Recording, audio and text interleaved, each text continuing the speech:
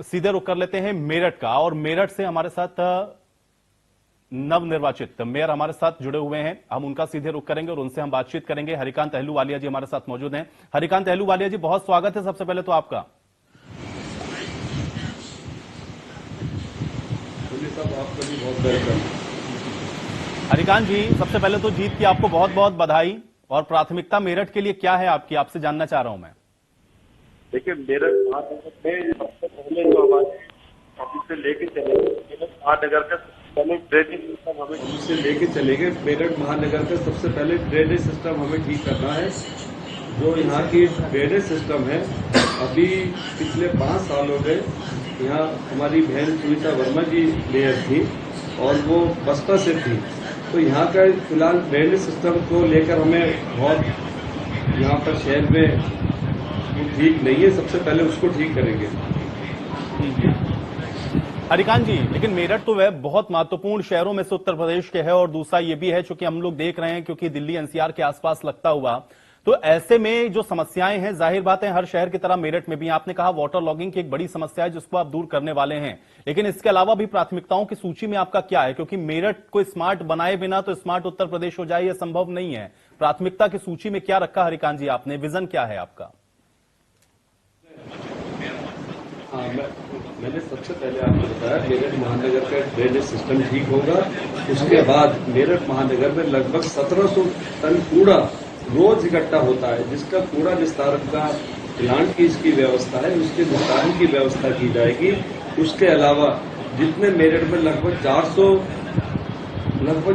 Park Meerut महानगर के अंदर है, उसमें स्मार्ट पार्क की पूरी योजना है, उसको यहाँ पर लागू किया जाएगा। मेरठ महानगर में एक बहुत बड़ी समस्या है जाम की समस्या, उस पर भी अपने जनप्रतिनिधियों के साथ बैठकर विचार विमर्श होगा। और जैसे जैसे ये काम पूरे होते जाएंगे, मेरठ महानगर एक आदर्श महानगर की ओर चल पड़ेगा। चलिए, हरिकांत अहलूवालिया जी, हम तो ये उम्मीद करेंगे आप जो प्राथमिकताएं बता रहे हैं ये सब मेरठ के अंदर हम लोगों को और देखने को मिलेंगी, बेहतर और विकास के रास्ते पर मेरठ आगे बढ़ेगा। लेकिन अहलूवालिया जी, जो जीत आपको मिली है इसका श्रेय अगर मैं आपसे पूछूं आप किसको देना चाहेंगे फिर?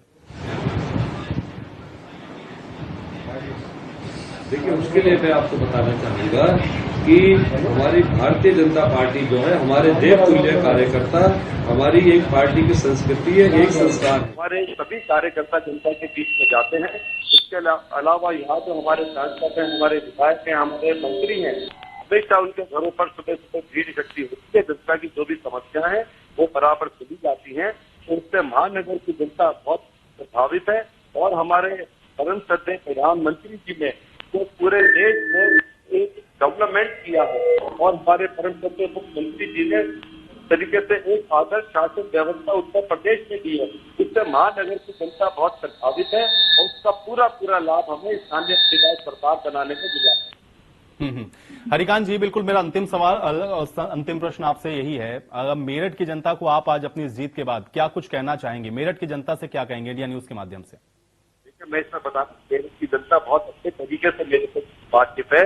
मैं 2012 से 2017 तक भारतीय जनता पार्टी का महापौर था, मुझे इस बार दूसरा मौका मिला है। मैं यहाँ की सारे सिस्टम से बातचीत हूँ, तो मैं आपको ये बताना चाहूंगा कि अब शपथ ग्रहण होते ही हम सभी कार्यकर्ता सड़कों पर दिखाई देंगे और जो महानगर की प्रॉब्लम करके स्मार्ट ले जाएंगे। चलिए, बहुत शुक्रिया हरिकांत अहलूवालिया जी हमारे साथ जुड़ने के लिए, उस बातचीत के लिए। तो